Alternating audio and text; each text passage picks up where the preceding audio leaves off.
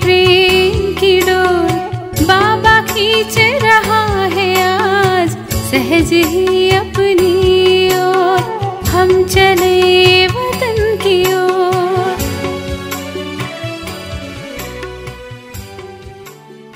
ஓம் சாந்தி. 4/2/1975 அவ்யக்த பாப்தாதா மதவன்.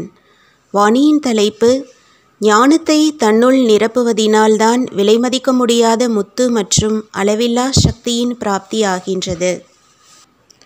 அனைத்து சங்கமயுக உயர்ந்த ஆத்மாக்கள் இந்த நேரம் சாதக பறவைகளுக்கு சமமாக இருக்கிறார்கள்.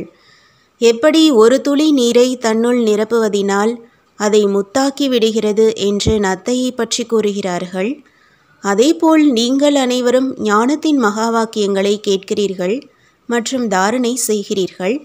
கேட்கும் அந்த ஒவ்வொரு வார்த்தையும் என்னவாகி விடுகிறது? நீங்களும் அதை முத்தாக்கி விடுகிறீர்கள். மேலும் இங்கு ஒவ்வொரு வார்த்தையும் பல கோடி மடங்கு செல்வம் நிறைந்தவராக ஆக்குவதாக ஆகிவிடுகிறது. ஒவ்வொரு வார்த்தையும் எப்பொழுது அதை தாரணை செய்கிறீர்களோ அப்பொழுது அது விலை மதிக்க முடியாததாக ஆகிவிடுகிறது. எப்படி சாதக பறவைகள் நீர்த்துளியை ஏற்று விழுங்கி விடுகின்றனவோ அதேபோல் நீங்களும் இந்த ஞானத்தை கேட்டு உள்ளடக்கிக் கொள்கிறீர்கள். உள்ளடக்கியதற்கான பிரத்யக்ஷ சுரூபமாக என்ன தென்படுகிறது? அந்த மாதிரியான ஒவ்வொரு எண்ணம், ஒவ்வொரு வார்த்தை மற்றும் ஒவ்வொரு செயல் பல கோடி மடங்கு சேமிப்பதற்கான ஆதாரமாக ஆகிவிடுகிறது. அதாவது ஒவ்வொரு வினாடி கேட்கும் வார்த்தையால் அந்த ஆத்மா பல மடங்கு செல்வம் நிறைந்து தென்படுகிறது. ஸ்தூல செல்வத்தின் போதை மற்றும் குஷி கூட முகத்தில் பிரகாசமாக தென்படும். ஆனால் அது அற்ப காலத்திற்காகத்தான் இருக்கும். மாறாக ஞான சாதக பறவைகளின் முகத்தில் குஷியின் ஜொலிப்பு எப்பொழுதும் தென்படுகிறதா? தன்னுடைய கண்ணாடியில் 3வது கண் மூலமாக தன்னுடைய அந்த ஜொலிப்பை ஒவ்வொரு நேரமும் பார்க்கிறீர்களா? ஒவ்வொரு வினாடியின் சேமிப்பு கணக்கை சோதனை செய்கிறீர்களா?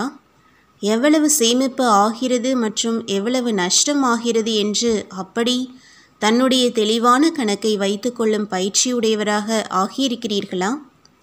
விசேஷமாக நேரத்தை எடுத்து வரவு செலவு கணக்கை பார்க்கிறீர்களா? இந்த நேரம் வருமானம், அடுத்த நேரம் நஷ்டம், இந்த நேரம் ஏற்றம் இறக்கம் ஒருவேளை அதிகமாக இருக்கிறது என்றால் யோசிப்பதற்கு, பார்ப்பதற்கு மற்றும் செய்வதற்காக விசேஷமாக நேரத்தை எடுக்க வேண்டியதாக இருக்கும். ஒருவேளை ஒரே சீரான வருமானம் இருக்கிறது, சேமிப்பே ஆகிக் கொண்டிருக்கிறது, அடிக்கடி நஷ்டத்திற்கான எந்த விஷயமும் இல்லை, அதாவது கணக்கு தெளிவாக இருக்கிறது என்றால் எந்த நேரம் விரும்பினாலும் ஒரு நொடியில் கணக்கை பார்க்க முடியுமா? முடிவாக என்ன பார்க்கிறீர்கள்? இப்பொழுதோ அநேக ஆத்மாக்களின் அநேக ஜென்மங்களாக உருவாக்கப்பட்ட கணக்கு, பாவகர்மத்தின் கணக்கு என்று எவை கூறப்படுகிறதோ அதை அழிக்க செய்விக்கக்கூடியவர்கள் நீங்கள். நீங்களே உங்களுடைய கணக்கை அந்த மாதிரி உருவாக்க முடியாது. இதுவோ பழைய கணக்கு ஆகும். நீங்களோ பழைய கணக்கை முடித்துவிட்டு புதிய பிறப்பு, புதிய கணக்கை உருவாக்குபவர்களாக ஆவீர்கள். பழைய கணக்கு அனைத்தும் முடிந்து கொண்டிருக்கின்றன என்று அப்படி அனுபவம் ஏற்படுகிறதா? ஒருவேளை பழைய கணக்கை முழுமையாக முடிக்கும் யுக்தி தெரியவில்லை என்றால் கொஞ்சம் மிச்சமிருக்கும் இந்த கணக்கு அடிக்கடி மனதை உறுத்தி கொண்டே இருக்கும். இங்கேயும் ஒருவேளை மாயாவின் ஏதாவது கடன் இருக்கிறது என்றால் கடன்காரன் அடிக்கடி தொந்தரவு செய்வான். அந்த மாதிரியான கடனை சுமை என்று கூறப்படுகிறது. இங்கேயும் மாயாவின் ஏதாவது பழைய கடன் இருந்துவிட்டது என்றால் மாயா அடிக்கடி தொந்தரவு செய்கிறது. மேலும் ஏதாவது மனது சம்பந்தப்பட்ட கடன் ரூபத்தில் தொந்தரவு செய்கிறது. இந்த கடனை அடைக்க வேண்டியதாக இருக்கும்.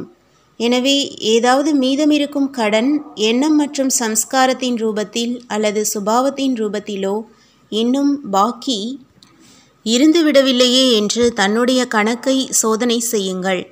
எப்படி உடல் நோய் மற்றும் கடன் புத்தியை ஒருமுகப்படுத்த விடுவதில்லை, விரும்பாவிட்டாலும் அடிக்கடி தன் பக்கம் இழுத்து விடுகிறது, அதுபோலவே இந்த மனம் சம்பந்தப்பட்ட கடன் புத்தியின் நினைவை ஒருமிக்க விடுவதில்லை, மாறாக தடை ரூபமாக ஆகிவிடுகிறது. இப்பொழுதோ நேரத்தின் முடிவின் அருகாமை என்றால் தன்னுடைய அனைத்து கணக்கை சோதனை செய்யுங்கள், மேலும் முடித்துவிடுங்கள். கணக்கு பார்க்க தெரியும் அல்லவா? மாஸ்டர் ஞானம் நிறைந்தவராக இருக்கிறீர்கள் இல்லையா? பழைய கணக்கின் கடன் வீணான எண்ணம் தீய எண்ணத்தின் ரூபத்தில் இருக்கும், அல்லது ஏதாவது சம்ஸ்காரம் மற்றும் சுபாவத்தின் ரூபத்தில் இருக்கும். எண்ணம் ஒன்றாக இருக்கிறதா என்று இந்த விஷயங்களையும் சோதனை செய்யுங்கள். ஒருவரைத்தான் நினைவு செய்கிறார்கள், மேலும் ஒருவரைத்தான் நினைவு செய்ய விரும்புகிறார்கள். நடப்பதோ வேறொன்றாகும். தன் பக்கம் எது இழுக்கிறது? ஏன் இழுக்கிறது? ஏதாவது சுமை இருக்கிறதா? அது தன் பக்கம் இழுக்கிறதா? லேசான பொருள் ஒருபொழுதும் கீழே வராது. அது பறக்கும் கலையில்தான் இருக்கும். எந்தவிதமான சுமை எவ்வளவுதான் உயிரை செல்ல வேண்டும் என்று விரும்பினாலும் மேலே செல்லாது, மாறாக கீழேதான் வரும். அதுபோலவே முழு நாளின் எண்ணம், சொல், செயலில், உறவு நெருக்கத்தில் மற்றும் சேவையில் இந்த விஷயங்களை சோதனை செய்யுங்கள். சேவையில் கூட திட்டம் மற்றும் நடைமுறையில், எண்ணம் மற்றும் காரியத்தில் ஏன் வித்தியாசம் இருக்கிறது? அந்த வித்தியாசத்தின் காரணத்தை யோசித்தீர்கள் என்றால், ஏதாவது குறை இருக்கும் காரணத்தினால் திட்டம் மற்றும் நடைமுறையில் வித்தியாசம் இருக்கிறது என்று தெளிவாக தென்படும். எப்படி போர்வீரன் போர்க்களத்தில் அனைத்து ஆயுதங்களையும் ஏந்தி செல்லவில்லை என்றால், தேவையான நேரத்தில் ஏதாவது சாதாரண ஆயுதத்தின் தேவை ஏற்பட்டு விடுகிறது எனில், அந்த சாதாரண ஆயுதத்தின் குறை கூட மிகுந்த நஷ்டத்தை ஏற்படுத்திவிடும். இங்கேயும் அனைத்து சக்திகளும், அதாவது அனைத்து ஆயுதங்களும் தேவையாக இருக்கிறது. தன்னுடைய புத்தியால் இது சாதாரண விஷயம் என்று ஒருவேளை நிர்ணயம் செய்யலாம். ஆனால் அந்த சாதாரண விஷயம்தான் அந்த நேரத்தில் மிகுந்த ஏமாற்றத்தை கொடுக்கும். எனவே உங்களுடைய பட்டமே மாஸ்டர் சர்வசக்திவான் ஆகும். தந்தை சர்வசக்திவானாக இருக்கிறார் மற்றும் குழந்தைகள் மாஸ்டர் சர்வசக்திவான்கள். வெற்றி அடைவதின் அர்த்தமே அனைத்து ஆயுதங்களையும் ஏந்தியவர். சோதனை செய்வதின் கூடவே ஏன் மாற முடியவதில்லை? எப்பொழுது அனைத்து சக்திகளும் தனக்குள் அடங்கி இருக்குமோ அப்பொழுது மாற்றம் ஏற்படும். அதாவது ஞானம் நிறைந்ததின் கூடவே சக்தி நிறைந்த நிலை இரண்டிற்கும் சமநிலை வேண்டும். ஒருவேளை ஞானம் நிறைந்த நிலை 75%, சக்தி நிறைந்த நிலையில் 3-4 மதிப்பெண்கள் குறைவாக இருக்கிறது என்றாலும் சமநிலை சரியானதாக வேண்டும். ஞானம் நிறைந்த நிலையின் ரிசல்ட் திட்டமிடுவது, சக்தி நிறைந்த நிலையின் ரிசல்ட் நடைமுறைப்படுத்துவது. ஞானம் நிறைந்த நிலையின் ரிசல்ட் எண்ணம் மற்றும் சக்தி நிறைந்த நிலையின் ரிசல்ட் சொரூபத்தில் வருவது. இரண்டின் அருகாமை மற்றும் சமநிலைதான் இரண்டும் சமமான ரூபமாகும். அதாவது சம்பூர்ணம் ஆவது. யோகா மற்றும் சேவையில் எவ்வளவு நேரம் பிஸியாக தன்னை வைப்பீர்களோ அப்பொழுது இயல்பாகவே பலகீனம் வருவதற்கான தைரியம் மற்றும் வாய்ப்பு கிடைக்காது. நல்லது. ஓம் சாந்தி. तुम बच्चों को तो सर्विस करनी है, जो बाबा कहते हैं सबको ये बताओ कि देखो तुम्हारा एम एंड ऑब्जेक्ट ये है, एक गीता है बगैर, ये राजयोग है ना बच्चे। कैसे है राजयोग? बिल्कुल सहज है कि बाप को याद करो तो ये वैसा मिलेगा तुमको। ओम शांति।